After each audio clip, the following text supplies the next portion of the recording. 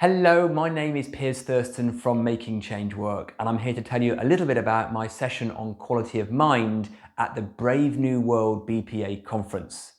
So what we're going to be talking about is the role and relevance of the mind when it comes to having fresh levels of perspective around change and insightful action. So earlier in the conference, you will have been hearing some really interesting things about what the future of parking could be, the future of the workplace, and you might get some new ideas. Now, what we want to also look at is what gets in the way of that. Now, I'm sure you've all experienced times when change has felt obvious and it has a real flow and inspiration to it.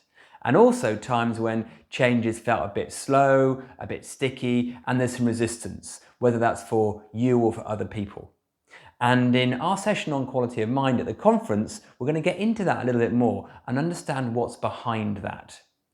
And hopefully you'll find some fresh, interesting food for thought that will leave you with an intriguing way of understanding the mind slightly differently to how you see it now.